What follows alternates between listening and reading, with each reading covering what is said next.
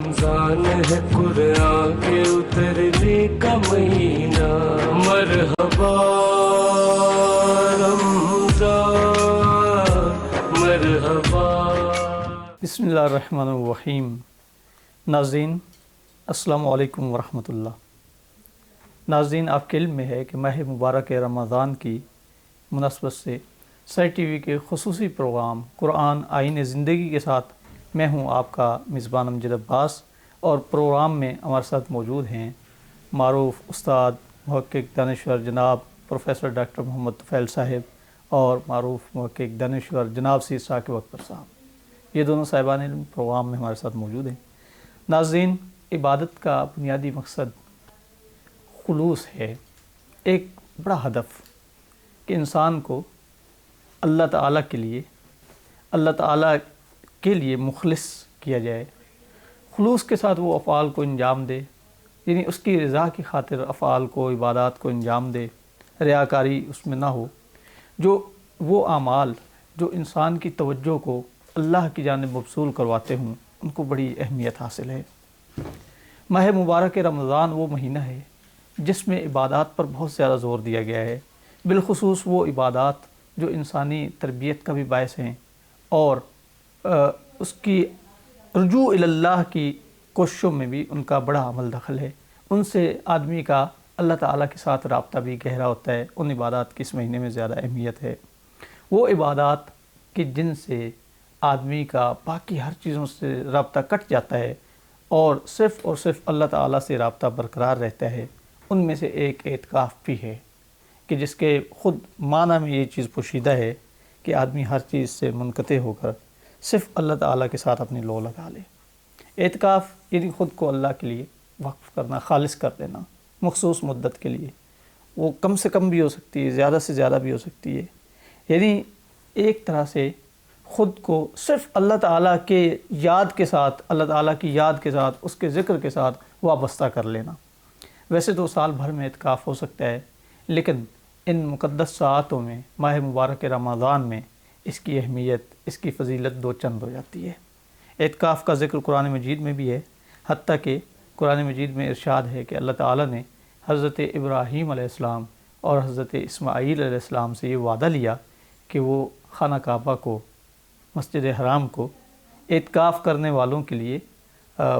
آمادہ رکھیں گے، صاف رکھیں گے، تیار رکھیں گے۔ باقی مساجد میں بھی ہو سکتا ہے۔ مختلف مذاہب میں اس طرح کی عبادات موجود ہیں جن میں آدمی ہر چیز سے منقطع ہو کے صرف غور و فکر کرتا ہے اور اپنے جو خالق ہے اس سے راز و نیاز کرتا ہے۔ اعتکاف کی اسلام میں بھی بڑی اہمیت ہے، قرآن مجید میں مختلف آیات میں اس کا تذکرہ ہے۔ اسی حوالے سے ہم پروفیسر ڈاکٹر صاحب سے پہلے بات کریں گے، ڈاکٹر طفیل صاحب سے، کہ وہ ہمیں بتائیں کہ قرآن مجید میں اعتکاف کے حوالے سے کون کون سی آیات اور کس انداز میں اس کا ذکر کیا گیا ہے۔ مزید اس کے فلسفے اور باقی احکام پہ بھی ہم پروگرام میں بات کرتے رہیں گے۔ جی ڈاکٹر صاحب۔ بسم اللہ الرحمن الرحیم۔ رب اشرح لی صدری ویسر لی امری واحلل عقدۃ من لسانی یفقہوا قولی۔ رب یسر ولا تعسر وتمم بالخیر وبک نستعین اللہم رب زدنی علما۔ مفتی صاحب، انسان کی تخلیق کا قرآن حکیم نے ایک ہی مقصد بیان کیا ہے، وہ ہے وما خلقت الجن والانس الا لیعبدون، کہ اللہ تعالیٰ نے جنوں اور انسانوں کو صرف اور صرف اپنی عبادت کے لیے پیدا کیا۔ عبادت کا مفہوم بہت وسیع ہے، خاص طور سے مسلمانوں کے ہاں تو اس کا وسیع مفہوم اس حد تک ہے کہ اگر آپ مسجد کی طرف چل رہے ہیں اور باوضو چل رہے ہیں تو آپ عبادت کر رہے ہیں۔ اگر آپ اپنے گھر والوں کے لیے کھانا تیار کر رہے ہیں یا ان کے لیے کوئی چیز خرید کر لا رہے ہیں تو وہ بھی عبادت ہے۔ لیکن خدا نے ایک اور پہلو کی طرف مسلمانوں کو متوجہ کیا ہے، وَذَكِّرْ فَإِنَّ الذِّكْرَىٰ تَنفَعُ الْمُؤْمِنِينَ، کہ اللہ کی یاد کرو کیونکہ اللہ کی یاد ایمان والوں کے لیے انتہائی سود مند ہے۔ تو اس ذکر کے حوالے سے رمضان تو سارا کا سارا مہینہ ذکر کا ہی مہینہ ہے، اور اس میں اللہ کی یاد اور اللہ سے پناہ مانگنے کے علاوہ اور کوئی چیز دکھائی ہی نہیں دیتی، صبح سے لے کر بیدار ہونے سے لے کر رات کو بستر پر جانے تک تمام مراحل میں عبادت ہی عبادت ہے۔ لیکن جس اعتکاف کا ہم ذکر کر رہے ہیں اس کی ایک بڑی وجہ تو یہ ہے کہ یہ رسالت مآب علیہ الصلاۃ والسلام کی ایک سنت موقدہ سے ہمیں اس طرف رہنمائی ملتی ہے۔ دوسرا، قرآن حکیم نے اس کی ایک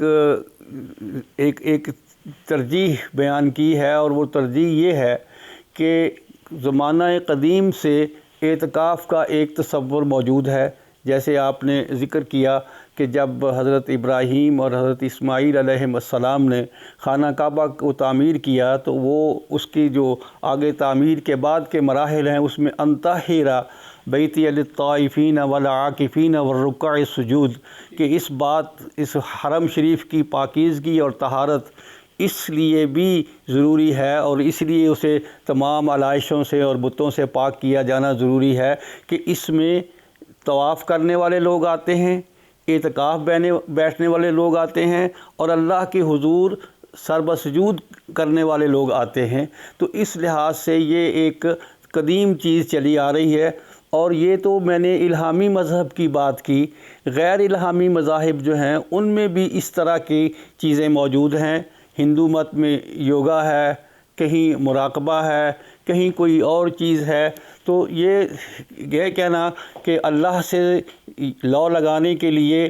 تنہائی حاصل کرنا اور یکسوئی حاصل کر کے اپنے خالق سے، اپنے مالک سے، یا سپریم پاور جو بھی آپ اسے کہیں، اس سے تعلق قائم کرنے کا تصور الہامی اور غیر الہامی مذاہب بلکہ انسانی معاشروں میں بھی پہلے سے ہی موجود تھا۔ اسلام نے اس کو ایک ادارے کی شکل دی۔ یہ ایک ادارہ ہے، اعتکاف ایک ادارہ ہے۔ جب ہم یہ بات کہہ رہے ہوتے ہیں تو ہم یہ کہہ رہے ہوتے ہیں کہ اسلام میں اعتکاف کی 3 اقسام ہمارے فقہائے کرام نے بیان کی ہیں۔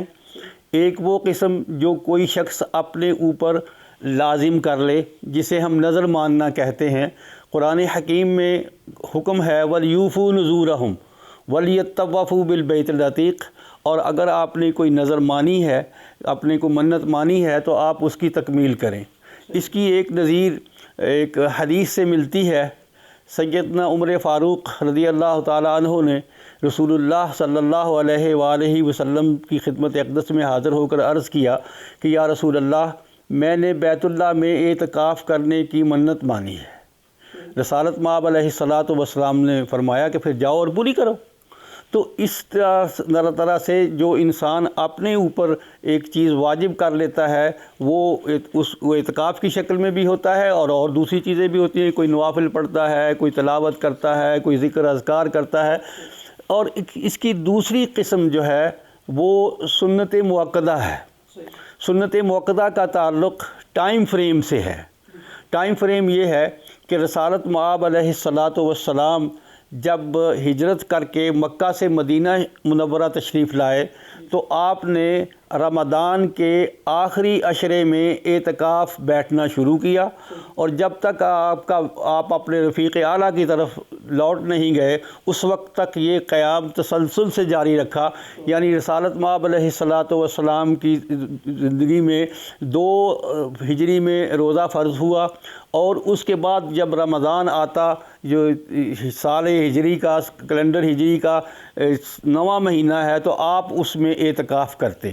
اب یہ اعتکاف کی کچھ اور مختلف شکلیں ہیں۔ کہیں وہ صرف آخری عشرے تک محیط ہے، اور کہیں وہ آخری عشرے سے زیادہ بھی ہے۔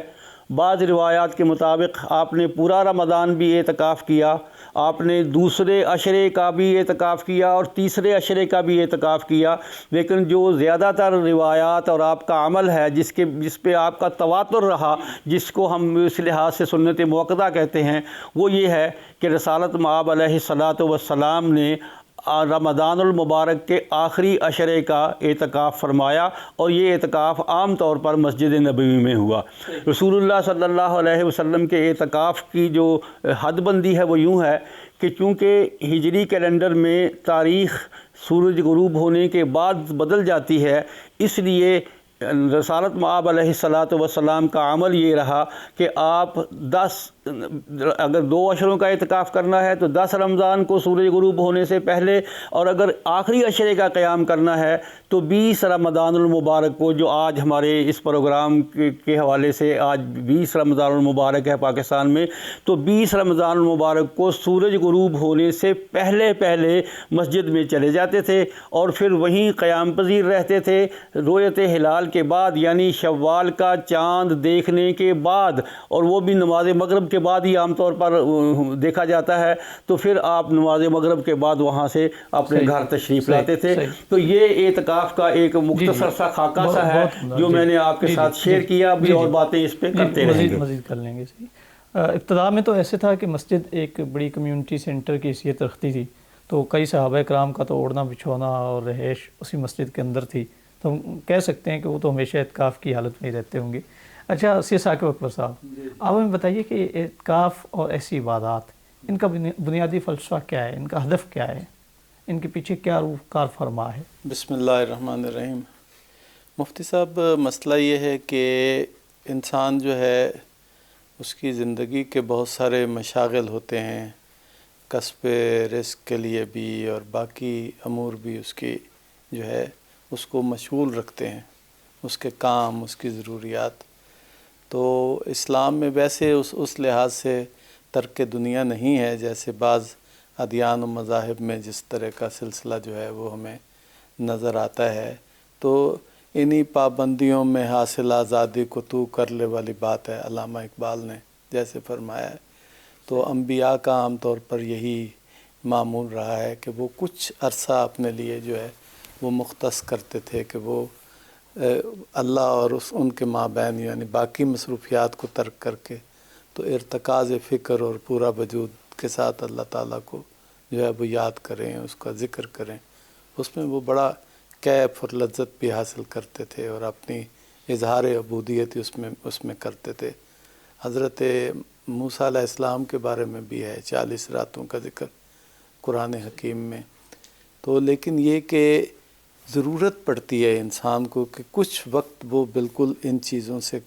جو ہے نا منقطع ہو کے اپنے آپ کو خاص کر لے یا خالص کر لے اپنے اللہ کی یاد کے لیے۔ تو ہمارے ہاں صوفیہ بھی عرفاء بھی بہت کثرت سے اس پہ زور دیتے رہے۔ ہمارے ہاں ایک تصور پایا جاتا ہے چلہ کا، یہ بھی 40 سے ہی نکلا ہے۔ تو اپنے آپ کو یعنی بعض خاص اذکار اور اوراد اور وظائف اور ذکر اذکار کے لیے یہ جو بزرگان دین ہیں اپنے آپ کو وقف کرتے تھے کہ وہ اللہ تعالیٰ کی یاد میں جو ہے وہ محو رہیں۔ اچھا، یہ بڑا ضروری ہے کہ کوئی نہ کوئی وقت انسان کی زندگی میں معمولات میں سے نکل کر ایسا ہو کہ جس میں وہ ٹھیک طرح سے اپنا محاسبہ کرے۔ اس کے لیے عرفاء اور صوفیاء کے ہاں اصطلاحیں ہیں اسی طرح کی، محاسبہ کی اور اسی طرح مراقبہ کی۔ تو یہ جو اس کے تاکہ یہ اپنا صحیح جائزہ لیا جا سکے اور کہ کیا میں نے کیا ہے اور کیا مجھے کرنا چاہیے تھا، مجھے کس طرف جانا ہے۔ تو میرا یہ خیال ہے کہ یہ جس کو اعتکاف کا جو فلسفہ ہے اس کے پیچھے یہ بات موجود ہے کہ تزکیہ نفس کی خاطر، اللہ سے لو لگانے کی خاطر اور کچھ مادی جو معمول کی مصروفیات ہیں اس سے نکل کے یہ جو معمول اس کو بنانا چند روز کے لیے، اس کے لیے ظاہر ہے کہ اگر عشرہ پورا ہو رمضان شریف کا اور ایام بھی اس میں ایسے ہوتے ہیں کہ نبی پاک نے بہت زیادہ اس کی فضیلت بیان کی ہے، قرآن حکیم نے بھی اس کی بہت فضیلت بیان کی ہے۔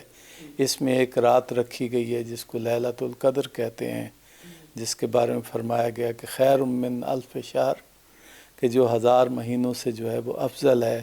اس کے اندر جو ہے قرآن جو ہے وہ نازل ہوا ہے، تو یہ خاص ایک اہتمام کیا گیا ہے۔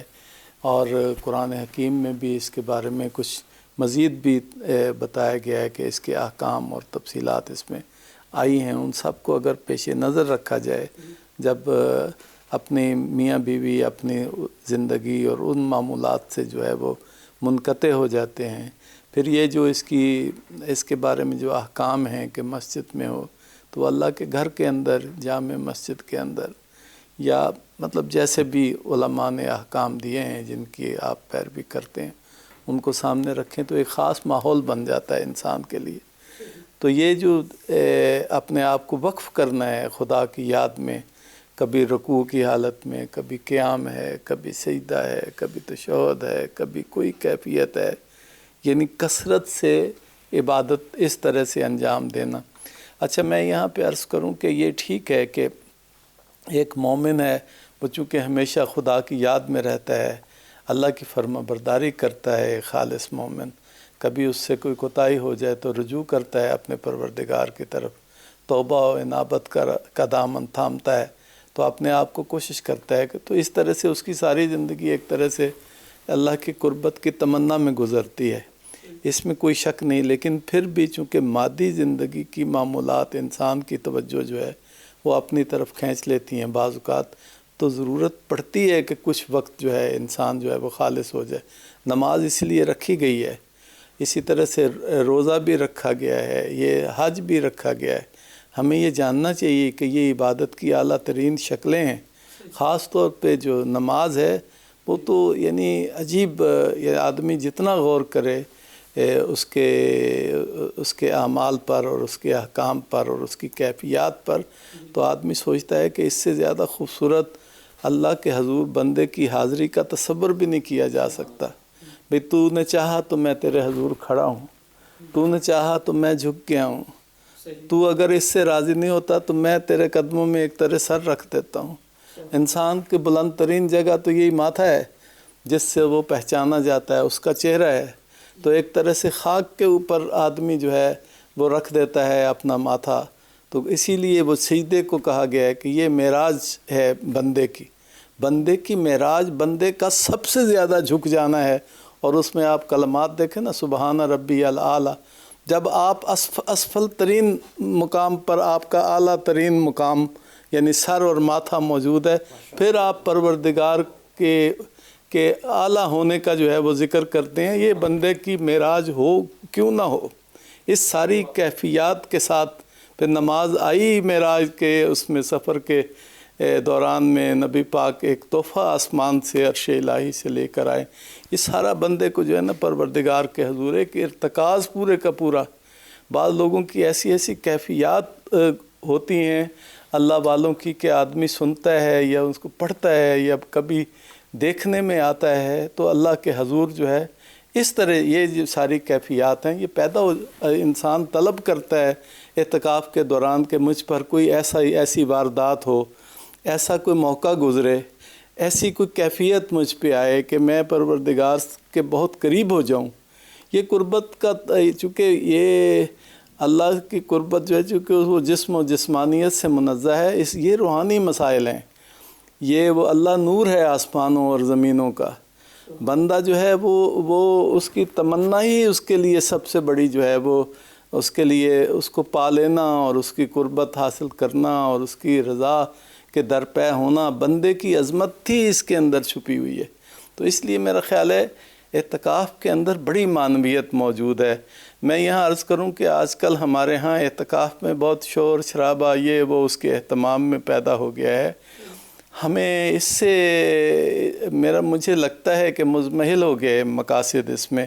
اعتکاف میں ضروری ہے تنہائی، اعتکاف میں ضروری ہے ارتکاز پورے کا پورا، پوری کی پوری توجہ اللہ، یہ اعتکاف کی یعنی اس کی روح کے اندر چھپی ہوئی بات ہے۔ تو میرا خیال ہے اسی کے اندر اس کے مقاصد جو ہیں وہ بیان ہو گئے ہیں۔ یہ جو ریاکاری کا عنصر آ گیا، دکھاوے کا عنصر آ گیا، اس نے عبادات کی مجموعی طور پر روح کو مجروح کیا ہے۔ جی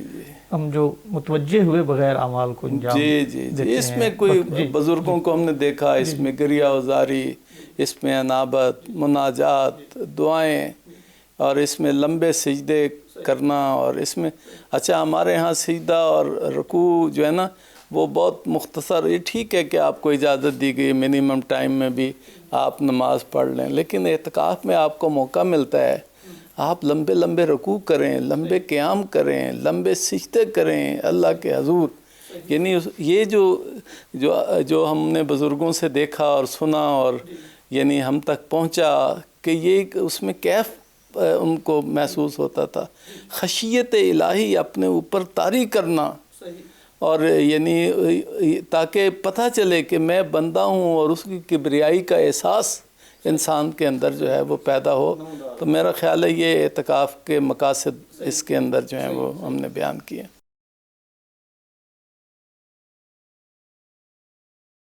بہت شکریہ مفتی صاحب. میں ایک چھوٹی سی بات کروں گا، میرے پاس کچھ اور چیزیں کہنے کو ہیں، وہ اگلے چنک میں انشاءاللہ کہیں گے. تو چھوٹی سی بات میں یہ کروں گا کہ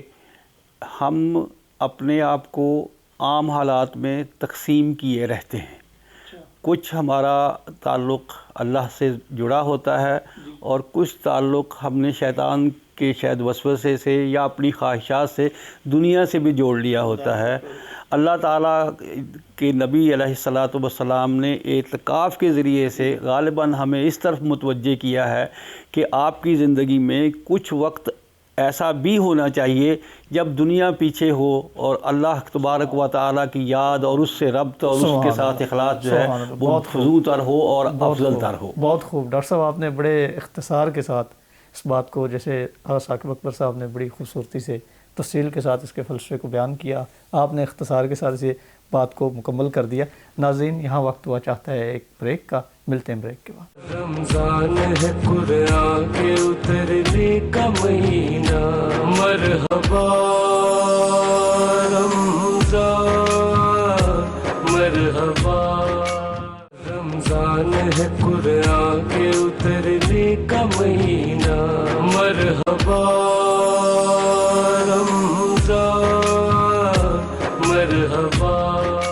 خوش آمدید ناظرین. ہم بات کر رہے تھے اعتکاف کے حوالے سے. تو ڈاکٹر صاحب آپ بتائیے کہ اعتکاف کی کیفیت اور شکل و صورت اسے آپ بیان کیجیے. بہت شکریہ مفتی صاحب. اعتکاف کی حیات قضائی یا شکل و صورت تو وہی ہے جو رسالت مآب علیہ الصلاۃ والسلام سے مروی ہے، کیونکہ آپ کی ذات ہمارے لیے اسوہ حسنہ ہے. جو کچھ آپ نے کیا، آپ نے کر کے دکھایا، آپ نے کرنے کا حکم دیا، وہی ہمارے لیے اسوہ ہے اور ہمیں اسی پر عمل کرنا ہے. میں یہ بات واضح اس لیے کرنا چاہتا ہوں کہ رمضان المبارک کے آخری عشرے کا جو اعتکاف ہے، جو آج کل مسلمانوں میں بہت مقبول ہے، اور بہت سارے نوجوان اس کوشش میں رہتے ہیں کہ وہ اس عشرہ اخیرہ میں رمضان المبارک کے اعتکاف کریں، ان سے اس لیے یہ بات عرض کرنا چاہ رہا ہوں کہ یہ آپ انتہائی اچھا، نیک اور سلجھا ہوا عمل کر رہے ہیں. اگر آپ کو اعتکاف کا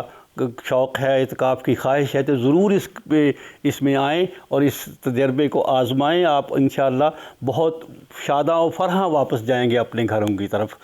رسالت مآب علیہ الصلاۃ والسلام کا طریقہ کار یہ تھا کہ آپ رمضان المبارک کے آخری عشرے میں، یعنی 20 رمضان کو، سورج کے غروب ہونے سے پہلے مسجد میں تشریف لے جاتے تھے، اور وہاں اس وقت تک مقیم رہتے تھے جب تک شوال کا چاند نظر نہ آ جائے. تو اس لحاظ سے گویا آپ 9 دن یا 10 دن اور 9 راتیں یا 10 راتیں وہ مسجد نبوی میں ہی گزارتے تھے، اور سارا وقت مسجد کی حدود میں ہی رہتے تھے. قرآن حکیم نے اس کی طرف اشارہ کیا ہے، وَلَا تُبَاشِرُوهُنَّ وَأَنْتُمْ عَاكِفُونَ فِي الْمَسَاجِدِ. جب آپ مسجد میں اعتکاف کر رہے ہوں تو میاں بیوی والے تعلقات سے اجتناب برتیں. تو یہ اس میں بظاہر تو یہ حکم ہے کہ میاں بیوی والے تعلقات سے اجتناب برتیں، لیکن اس میں در حقیقت یہ بات بھی موجود ہے کہ اعتکاف صرف مسجد میں ہوتا ہے. کسی بھی اور جگہ پر اعتکاف شاید وہ نہیں کیا جا سکتا جسے ہم شریعت کی اصطلاح میں اعتکاف کہتے ہیں. یہ مردوں کے لیے ہے. البتہ خواتین کو یہ استثناء حاصل رہا ہے کہ وہ اپنے گھر میں جہاں وہ نماز پڑھنے کی انہوں نے جگہ بنائی ہوئی ہے وہاں وہ بیٹھ کر اعتکاف کر سکتی ہیں، لیکن اس میں بھی آگے بڑی لمبی تفصیل ہے جس میں ہم نہیں جائیں گے. تو رسالت مآب علیہ الصلاۃ والسلام گویا 9-10 دن اور راتیں جو ہے وہ مسجد نبوی میں رہتے تھے. وہیں آپ نمازیں ادا کرتے تھے، وہیں آپ روزے سے ہوتے تھے، وہیں آپ سوتے تھے، وہیں آپ کھاتے تھے، وہیں آپ پیتے تھے، اور اپنی ضروری حوائج کی تکمیل کے لیے مسجد کے باہر جاتے تھے، ورنہ مسجد کے اندر ہی رہتے تھے. تو گویا اعتکاف اس بات کا نام ہے کہ آپ 20 تاریخ کی رمضان کو چلے جائیں مسجد میں سورج غروب ہونے سے پہلے پہلے، اور مسجد میں ہی رہیں، وہاں آپ کا کھانا پینا سونا یہ سب عبادت شمار ہوگا۔ لیکن میں ایک اور آپ کی طرف ایک اور چیز کی طرف آپ کی توجہ دلانا چاہوں گا، اور وہ یہ ہے کہ یہ قرآن حکیم کی ایک آیت ہے جس کو میں نے غور کیا تو مجھے لگتا ہے کہ وہ شاید اعتکاف کے پورے مقاصد جو ہے وہ اجاگر کر رہی ہے۔ قرآن میں یہ آیت یوں ہے، الذین یذکرون اللہ قیاما وقعودا وعلی جنوبہم ویتفکرون فی خلق السماوات والارض ربنا ما خلقت ھذا باطلا سبحانک فقنا عذاب النار۔ کہ اس میں ایک تو پہلا مقصد تو یہ ہے کہ اللہ تعالیٰ کو اٹھتے بیٹھتے لیٹتے چلتے پھرتے اس کو یاد کیا جائے۔ یہ پہلا مقصد ہے کہ جب آپ اعتکاف میں ہوں گے تو ہر وقت آپ پہ اللہ کا ذکر طاری رہے گا، آپ اپنے اعضاء و جوارے سے، اپنی زبان سے، اپنے قلب سے، ہر چیز سے اللہ کا ذکر کرتے رہیں گے اور اللہ کو کسی نہ کسی طرح سے یاد کرتے رہیں گے۔ اور اس کی یاد کیا ہے کہ اس کی عظمت و کبریائی کا اعتراف کرنا۔ تو آپ اس کی عظمت و کبریائی کا اعتراف کرتے رہیں گے اور اپنی عجز و انکساری اس کے حضور پیش کرتے رہیں گے۔ یہ اس کے ذکر ہے۔ پھر ربنا ما خلقت ھذا باطلا، پھر آپ کائنات میں بھی غور و خوض کریں گے کہ اللہ تعالیٰ نے ہر چیز کو انسان کی خدمت کے لیے پیدا کیا، ہر انسان کو تمام نعمتیں عطا کی۔ وَإِن تَعُدُّوا نِعْمَتَ اللَّهِ لَا تُحْصُوهَا وَسَخَّرَ لَكُم مَّا فِي الْأَرْضِ جَمِيعًا۔ تو ساری چیزیں انسان کے لیے اللہ نے بنائی ہیں، لیکن انسان کو اپنے بنانے کا بھی ایک مقصد اپنے سامنے رکھنا ہے کہ مجھے کیوں اللہ تعالیٰ نے پیدا کیا ہے اور میری تخلیق کس لیے ہے، اور وہ اسی کی عبادت کے لیے ہے۔ تو سبحانک فقنا عذاب النار نہیں، پھر یہ بھی کہے گا کہ ربنا ما خلقت ھذا باطلا، کہ اے اللہ تو نے اس کائنات کی ہر چیز کو فائدے کے لیے پیدا کیا ہے، یہ عبث اور بیکار اور یوز لیس نہیں ہے، بلکہ اس کا فوائد ہیں۔ یہ الگ بات ہے کہ انسان ابھی ان فوائد سے آگاہ ہوا ہے یا نہیں ہوا ہے۔ اور آپ دیکھیے ایک مکھی کے بارے میں ہم جانتے ہیں کہ یہ ایک بڑا تکلیف دہ چیز ہے، اور اس کے بارے میں بھی ہمارے آقا و مولا علیہ الصلوۃ والسلام نے فرمایا کہ اس کے ایک پر میں شقاوت ہوتی ہے اور ایک دوسرے پر میں سعادت ہوتی ہے۔ تو بہرحال ہر چیز جس کا ہمیں معلوم نہیں ہے وہ ہمیں معلوم کرنا ہے۔ شپکلی کے بارے میں کہا جاتا ہے کہ حضرت موسیٰ علیہ السلام نے اللہ تعالیٰ سے پوچھا کہ یا اللہ یہ شپکلی آپ نے کس لیے پیدا کی ہے؟ تو حضرت موسیٰ علیہ السلام کو اللہ تعالیٰ نے بتایا کہ شپکلی مجھے کئی بار پوچھ چکی ہے کہ موسیٰ علیہ السلام کو تو نے کس لیے پیدا کیا ہے۔ تو یہ ہمیں معلوم نہ بھی ہو تو ہمیں اللہ کی طرف رجوع کرنے سے یہ حقیقتیں ہمارے سامنے منکشف ہوتی ہیں، وہ ہمارے سامنے ظاہر ہوتی ہیں۔ تو اس لیے ربنا ما خلقت ھذا باطلا، اس کائنات کی کوئی چیز یوز لیس نہیں ہے، اس کا فائدہ ہے اور وہ انسانی خدمت کے لیے پیدا کی گئی ہے۔ یہ الگ بات ہے کہ ابھی ہم اس کو جان کر اس کی خدمت لیتے ہیں یا نہیں لیتے ہیں، لیکن یہ انسان کے لیے پیدا کی گئی۔ پھر سبحانک، یہ بڑی عجیب بات ہے کہ ان سب غور و خوض کے بعد بھی ہمارا دل یہی گواہی دیتا ہے کہ اے اللہ تو عظمت والا ہے، تو پاک ہے، تیری کبریائی ہے، تیری عظمت ہے، اور ہمیں عذاب نار سے محفوظ فرما۔ یہ ہماری وہ التجا ہے جو اللہ نے کہا تھا نا، یا ایھا الناس انتم الفقراء الی اللہ واللہ الغنی وانتم الفقراء، کہ اللہ غنی ہے اور تم فقیر ہو۔ وہ فقیر یہی ہے کہ اے اللہ، فقیر کا سوال یہی ہے اور دست بستہ سوال یہی ہے کہ فقنا عذاب النار، اے اللہ تو ہمیں عذاب نار سے محفوظ رکھ۔ اب ہم یہ بات کر رہے تھے کہ اعتکاف مسجد میں ہوتا ہے، تو یہ نیت کر کے جانا ہوتا ہے کہ میں اعتکاف کرنے کے لیے مسجد میں داخل ہو رہا ہوں۔ تو یہ جو عشرہ اخیرہ کا اعتکاف ہے یہ تو اس کی مدت تو متعین ہے، یہ یعنی 20 رمضان کی سورج غروب ہونے سے شروع ہو کر آخری رمضان کے روزہ افطار کرنے کے بعد مغرب کے بعد یہ ختم ہوتا ہے۔ اور البتہ وہ اور بھی اعتکاف ہیں جن کے بارے میں آپ جتنا چاہیں اس کو اپنے لیے کم و بیش کر سکتے ہیں، لیکن یہ ایک متعین اور معین ہے اور اسے ہم سنت موقدہ کہتے ہیں، کیونکہ رسول اللہ صلی اللہ علیہ وآلہ وسلم جب ہجرت کر کے مدینہ منورہ تشریف لائے تو آپ نے رمضان کے آخری عشرے کا اعتکاف کرنا شروع کیا، اور اس وقت تک کرتے رہے جب تک آپ اپنے رفیق اعلیٰ سے جا ملے، اور اس کے بعد ان کی امہات المؤمنین ازواج مطہرات نے بھی اس سنت کو جاری رکھا، اور امت مسلمہ میں پہلے ہجری سے لے کر اب تک یہ رائج ہے، اور اس طرح رائج ہے کہ تسلسل اس میں تواتر اور تسلسل قائم ہے، مسلسل یہ عمل منقول ہوتا چلا آ رہا ہے۔ بہت خوب۔ اچھا سید ثاقب اکبر صاحب، ڈاکٹر صاحب نے کئی باتیں بیان کی ہیں، بڑی عمدہ اور سیر حاصل گفتگو فرمائی ہے۔ ایک تو یہ نقطہ ہے کہ انہوں نے فرمایا کہ ارشاد ربانی ہے کہ اے اللہ تعالیٰ تو نے کسی چیز کو باطل پیدا نہیں کیا، یعنی یہ جو کائنات میں کبھی کبھار ہمیں چیزوں کا محسوس ہوتا ہے کہ یہ چیز شر ہے، مثلا زہر ہے، آدمی سمجھتا ہے کہ یہ میرے لیے نقصان دہ ہے، کیا یہ اپنی ذات میں یہ چیزیں شر ہیں؟ اور دوسرا یہ کہ مختلف ادیان و مذاہب، یہ سوال تو ان کی گفتگو سے آیا ڈاکٹر صاحب کی، اگر آپ اس پہ بات کر لیں زیادہ بہتر رہے گا۔ دوسرا یہ کہ مختلف ادیان و مذاہب میں گوشہ نشینی کا تصور ہے، آپ اسے اور اعتکاف کو کس پہلو سے دیکھتے ہیں؟ مفتی صاحب ایسا ہے کہ انسان جب سے ہے نا،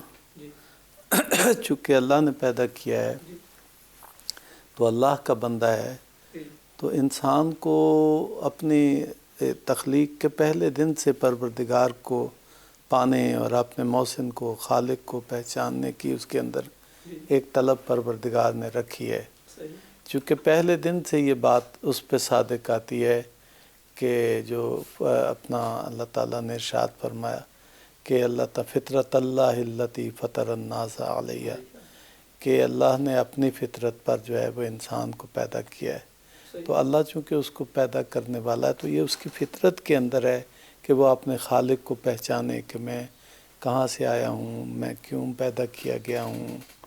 اور یہ کائنات کی عظمت پہ غور و فکر کرے، مجھے کہاں جانا ہے۔ تو یہ انسان کے اندر بات جو ہے وہ موجود ہے، اور جو اس کو اپنی بندہ ہونے کا احساس ہوتا ہے اور اللہ کے معبود ہونے کا احساس ہوتا ہے تو وہ اس کو پانے کی اس کی طلب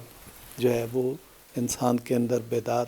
ہوتی رہتی ہے۔ تو لہٰذا یہ جو جس کو ہم آج اعتکاف کہہ رہے ہیں، یعنی اپنے آپ کو چند دنوں کے لیے یا کچھ عرصے کے لیے مختص کرنا مادی ضروریات سے ایک طرح سے ممکنہ حد تک، چونکہ اس میں بھی کھانے پینے کی تو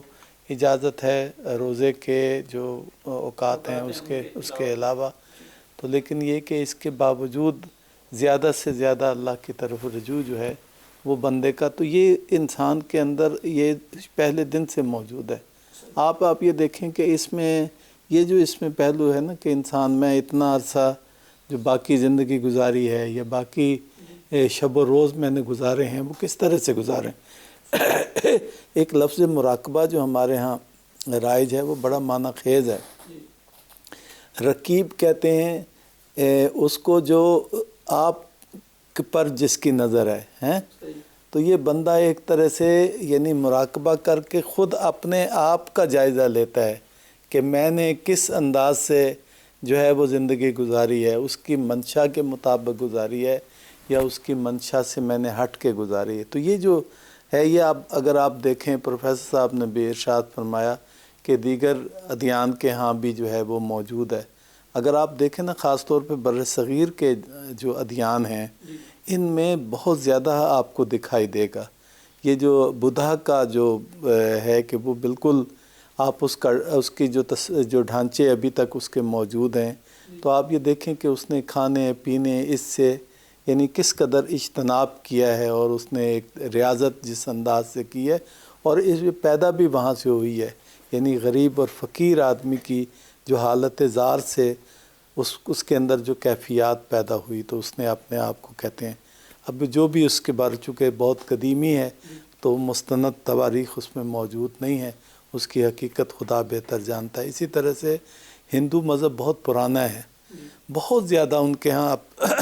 عصر حاضر میں تو انتہا پسندوں کے ہاتھ میں بدھ مذہب بھی آیا ہوا ہے۔ آپ یہ دیکھیں کہ برما میں کیا مسلمانوں کے ساتھ وہ بدھسٹ جو یعنی دنیا میں سب سے زیادہ امن کے داعی سمجھے جاتے تھے، جن کے ہاں انسانیت کے ساتھ اتنی ہمدردی اور محبت کا تصور پایا جاتا تھا، آج وہ وحشی بنے ہوئے ہیں مسلمانوں کے خلاف، اور یہی حال ہندوؤں کے ہاں بھی موجود ہے۔ ان کے بھی قدیم تاریخ میں یوں نہیں تھا، ان کے ہاں بہت زیادہ یعنی تنہائی میں دریاؤں کے کنارے جا کے اللہ اپنے بدن کو پاک کرنا اور اللہ کی عبادت کا، اور اس کے یعنی تنہائی میں رہ کے اس کو پکارنے کا تصور بڑا گہرا موجود تھا۔ تو ان کے ہاں اب اس وقت وہ بھی انتہا پسندوں کے اس میں آئے ہوئے ہیں اپنے سیاسی مقاصد، اور اس کے لیے وہ انہوں نے بھی ان کو وحشی بنایا ہوا ہے ان کی قیادت نے۔ اچھا، ہمارے ہاں بعد میں لے اپنا 500 سال کے اس طرف ایک شخصیت گزری ہے، بابا گرو نانک جو ہیں، وہ اب اس کے بعد مجھے تو نہیں لگتا کہ انہوں نے خود سے کوئی سی مذہب کی بنیاد رکھی ہے، لیکن بعد میں بہرحال ایک سکھ مذہب ان سے نام سے وابستہ ہو گیا۔ اس قدر ان کے ہاں یعنی عبادت اور اپنے آپ کو یعنی جنگلات میں لے جا کے یا تنہائی میں جا کے خدا کو پانے کی بات اور اس کی عبادت کا تصور پایا جاتا ہے بہت زیادہ۔ تو مسلمانوں کے ہاں میں نے آپ سے پہلے بھی عرض کیا کہ یہ سارا مسئلہ اعتدال کے ساتھ ہے، یعنی اس میں اس لحاظ سے کہ اس میں کچھ وقت سال کے اندر اور بعض ایام میں رجب کے بھی 3 دن بڑی اہمیت ہمارے ہاں منقول ہے، 13، 14 اور 15 کو ایام 20 جس کو کہتے ہیں، تو اس میں بہت زیادہ لوگ کثرت سے اعتکاف کرتے ہیں۔ تو لیکن یہ کہ ایک شیڈول پھر بھی اس میں طے ہے، لیکن اس میں بھی مقصد یہی ہے کہ بندہ جو ہے وہ اپنے آپ کو کچھ شب و روز کے لیے الگ کر لے دنیا کی باقی معمول کی مصروفیات سے، اور اپنے اللہ کو پانے کی جو ہے وہ جد و جہد کرے۔ اس کا میرا خیال یہ ہے کہ جو آپ کا ایک اور سوال ہے وہ ہمارے اس آج کے موضوع سے متعلق نہیں ہے، لیکن اس میں ضرور اعتکاف کے اندر انسان کو موقع ملتا ہے کہ وہ کائنات کے اندر غور و فکر کرے۔ ایک حضرت نبی پاک صلی اللہ علیہ وسلم کے زندگی کا ایک واقعہ ہے، استاد مطہری نے داستان راستان میں لکھا ہے، اور بھی لوگوں نے اس کو بیان کیا ہے کہ ایک دن آپ مسجد نبوی میں تشریف لائے تو آپ کے صحابہ کرام رضوان اللہ علیہم ان 2 ٹولیوں میں بیٹھے ہوئے تھے، ایک مسجد کے دروازے کے قریب اور ایک ذرا سے آگے فاصلے۔ یہ جو یہاں بیٹھے ہوئے تھے پہلے قریب، تو یہ ذکر کر رہے تھے، تسبیح اور ذکر اور اس طرح سے، اور جو آپ ان کے پاس سے گزرے اور دیکھ کے تو مسکرائے آپ، تو ذرا سا آگے گئے تو وہ کائنات کے امور پہ غور و فکر کر رہے تھے اور اس پر گفتگو کر رہے تھے، تو آپ ان کے اندر جا کے بیٹھ گئے۔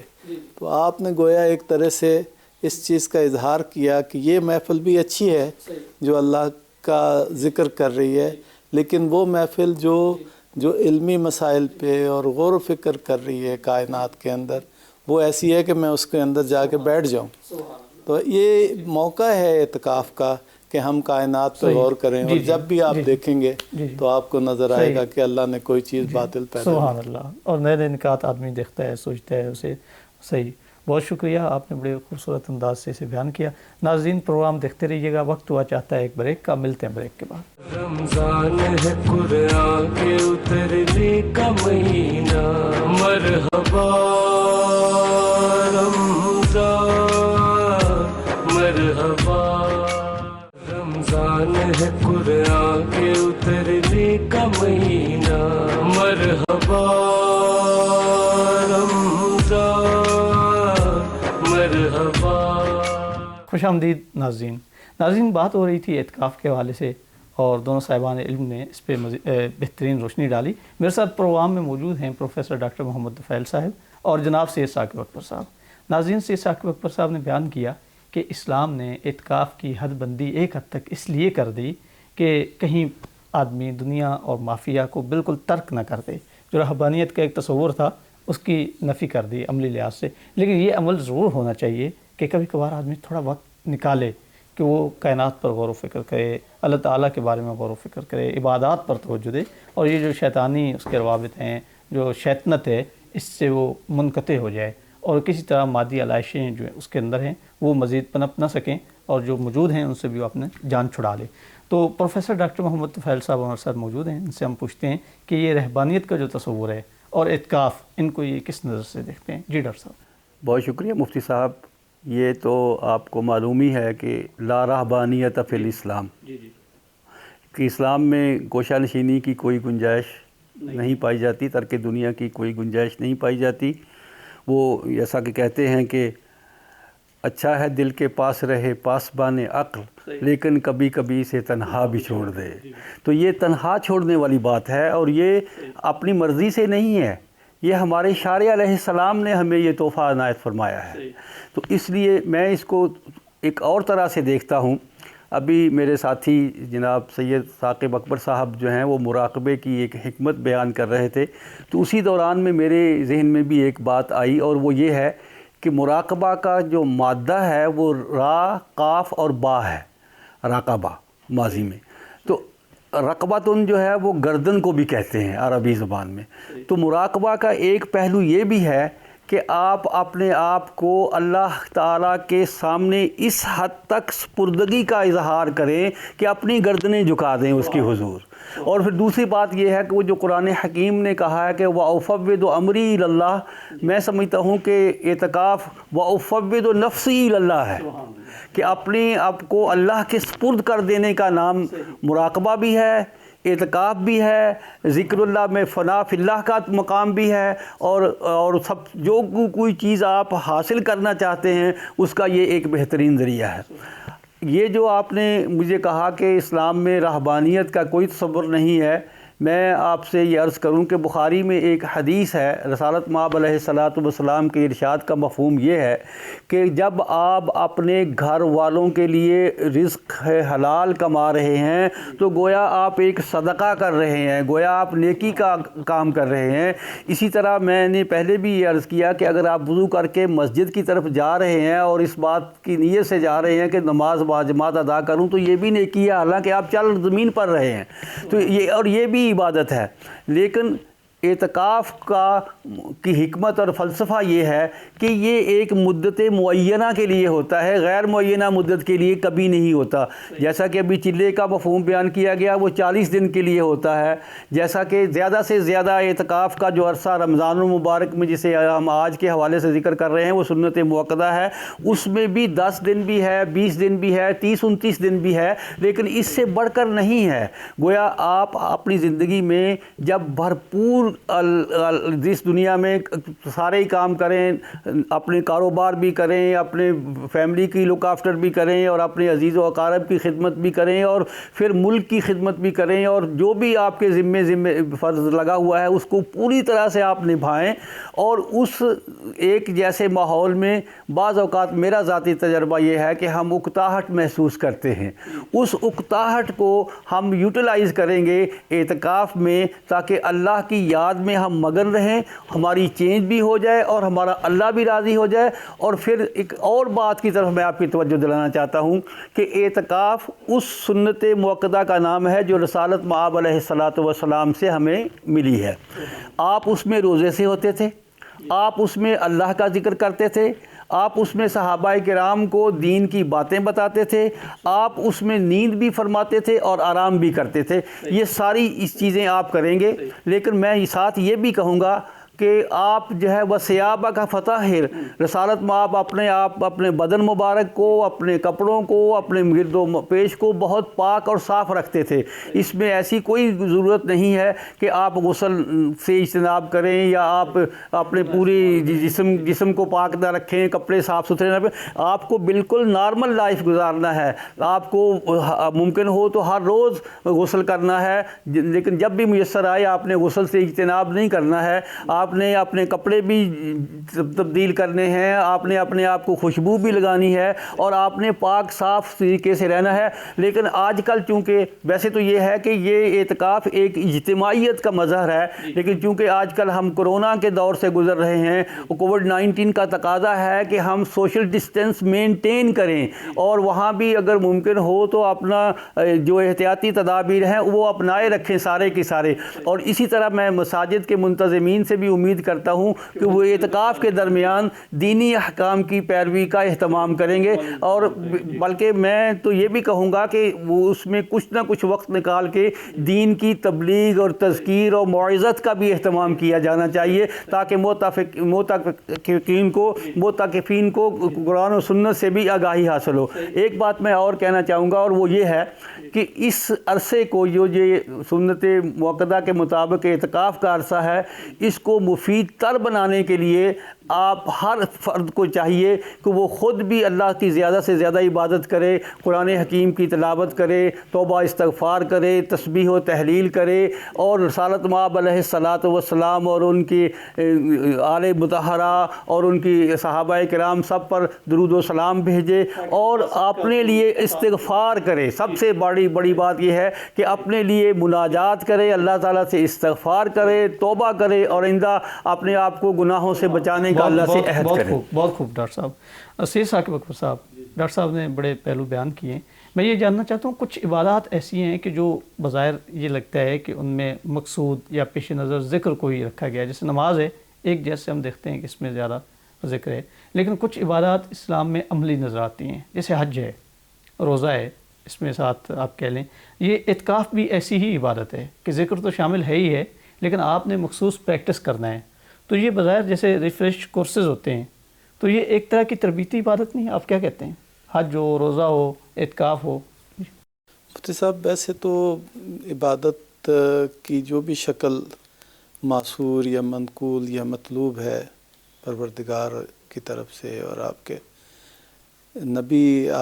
کی طرف سے صلی اللہ علیہ وآلہ وسلم، تو وہ دراصل ہے تو وہی انسان کو پاک کرنے کے لیے اور اس کی تربیت کے لیے اور اس کو خدا کا بندہ ہونے کا احساس اس کے اندر کبھی کرنے کے لیے۔ لیکن یہ اس میں آپ نے صحیح کہا کہ بعض ایسی شکلیں ہیں جو ہم تک پہنچی ہیں اور ہم سے تقاضا کیا گیا ہے، جس میں زیادہ تربیت کے پہلو جامع ہو کے سامنے آتے ہیں۔ جیسے آپ نے حج کا ذکر کیا، تو اس میں جتنی عبادتیں ہمارے ہاں منقول ہو کے آئی ہیں یا مسلمانوں سے کہا گیا ہے، وہ ساری کی ساری اس میں جمع ہیں، یعنی حج کے اندر اس میں مالی، بدنی اور ہر طرح کی عبادت جو ہے نا اس میں آ جاتی ہے حج کے اندر، بلکہ مور اوور بھی کچھ اس میں چیزیں اضافہ ہو جاتی ہیں۔ تو بڑی عبادات کا ایک جامع پیکج جو ہے وہ اس میں موجود ہے حج کے اندر، اس میں کوئی شک و شبہ نہیں ہے۔ اسی طرح سے یہ جو آپ نے فرمایا ہے اعتکاف، تو اور خاص طور پہ وہ اعتکاف جس کی طرف پروفیسر صاحب اشارہ فرما رہے ہیں، اس کے علاوہ بھی باقی اعتکاف بھی جو روزوں کے علاوہ بھی ہیں، اس کے اندر بھی بہت ساری چیزیں اکٹھی ہو گئی ہیں۔ آپ یہ دیکھیں نا، اس میں بیک وقت جو ہے وہ انقطاع از دنیا مادیات بھی ہے ایک حد تک جتنا مطلوب ہے۔ اسی طرح سے اس میں جو ہے وہ روزہ بھی ہے، روزہ خود ایک الگ عبادت ہے، ٹھیک ہے نا۔ اس میں مسجد جامع خاص طور پہ جس کی یہاں پہ کہا گیا ہے کہ یعنی اعلیٰ ترین تو یہ ہے کہ مسجد الحرام میں ہو، اس لیے لوگ روزوں میں بہت زیادہ عمرے کے لیے جو ہے وہ جاتے ہیں تاکہ ان کو وہاں پہ نصیب ہو اعتکاف کرنا۔ اس کے بعد جو درجہ ہے وہ مسجد نبوی کا درجہ ہے۔ اسی طرح سے ائمہ اہل بیت سے منقول ہے کہ اس کے بعد تیسرے نمبر پہ مسجد کوفہ جس میں امیر المومنین حضرت علی کی شہادت بھی ہوئی، تو وہ بڑی اہمیت رکھتی ہے تیسرے نمبر پہ۔ اس کے بعد پھر جتنی جامع مساجد ہیں، چونکہ اس میں زیادہ مومنین جمع ہوتے ہیں، عبادت اس میں زیادہ ہوتی ہے، تو پھر اس سے رکھا گیا ہے۔ البتہ رجائے مطلوبیت ایک اصطلاح ہے ہمارے فقہا کی، اس کے مطابق اس کے علاوہ بھی جہاں پہ 5 وقت کی نماز ہوتی ہو وہاں پر بھی ہو سکتا ہے اعتکاف، اگرچہ فضیلت جو ہے اس میں جامع مسجد کی۔ اب آپ غور کریں کہ جامع مسجد بھی ہو اور یہ ساری چیزیں بھی موجود ہوں، رمضان شریف جیسا مہینہ ہو جس میں قرآن نازل ہوا ہے، تو آپ نے ٹھیک کہا کہ بہت ساری چیزیں جو ہیں اکٹھی ہو گئی ہیں۔ یہ اکٹھی ہو گئی ہیں تو انسان کے اندر احساس بھی اسی انداز سے، یعنی عبادت کی ایک خاص جو ذوق ہے اور شوق ہے، اس کے لیے اشتہا پیدا کی گئی، یعنی اس کے لیے آرزو انسان کی جو ہے اس کو ابھارا گیا ہے کہ وہ زیادہ یعنی اللہ کو پانے کی اس کے اندر جو ہے نا وہ آرزو پیدا ہو، ایسی فضا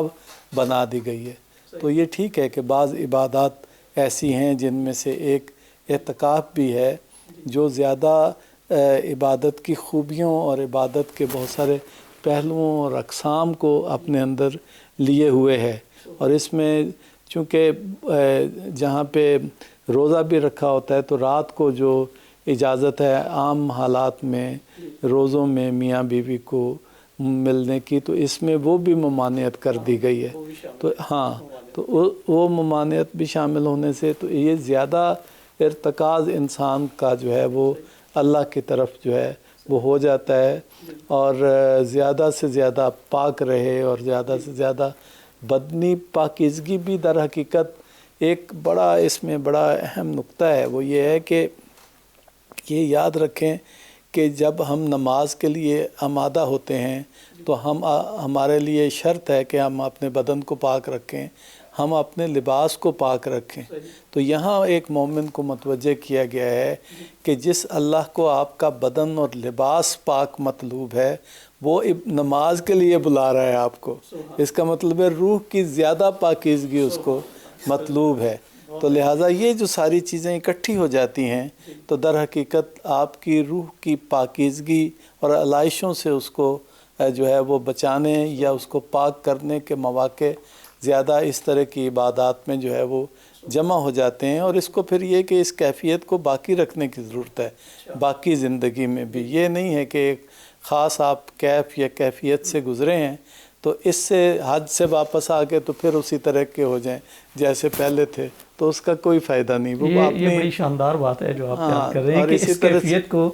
جتنا ہو سکے باقی رکھنا ہے، اس لیے شاید اقیم الصلاۃ نماز کو قائم رکھنے کی بات ہے۔ ہاں، اسی طرح سے یہ بھی اعتکاف میں جو کچھ آپ نے پایا ہے اس کو گنوا نہیں دینا، مسجد سے باہر نکل کے اس کو سنبھال کے رکھنا ہے، اس کو پھر یہاں کے پھر اللہ آپ کو موقع دے تو پھر اللہ کے حضور زیادہ پاک ہونے کے لیے یہی ماہ مبارک رمضان کے ساتھ ہیں جی کہ ان کو یہ ایسا نہ ہو کہ جیسے ماہ رمضان ختم ہو پھر آپ اللہ کے مہمان ہیں، وہ آپ کا وہ میزبان ہے، مسجد اللہ کا گھر ہے، یہ ساری چیزیں جمع ہو جاتی ہیں اعتکاف میں۔ کم از کم آئندہ سال تک، آئندہ ماہ رمضان تک یہ کیفیت طاری رہے تاکہ پھر نیا موقع مل جائے مزید آپ کے اس کو روح کو پاک کرنے کے لیے۔ ناظرین، ہمارے پروگرام میں آپ کو اندازہ ہوگا کہ ہم عام طور پہ فقہی جزیات کو بیان نہیں کرتے، نہ ہمارے یہ پیش نظر ہوا کرتی ہیں۔ اس سلسلے میں آپ اپنے فقہا سے، اپنے مجتہدین سے، اپنے مفتیان اعظام سے رجوع کر سکتے ہیں۔ ہم ایک مسئلے کو عمومی طور پہ عام طور پہ ڈسکس کرتے ہیں، یہ ہماری روش ہے،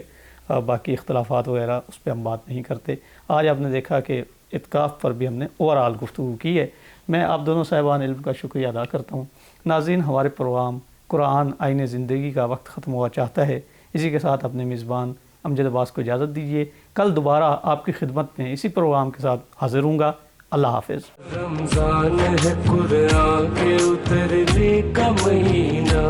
مرحبا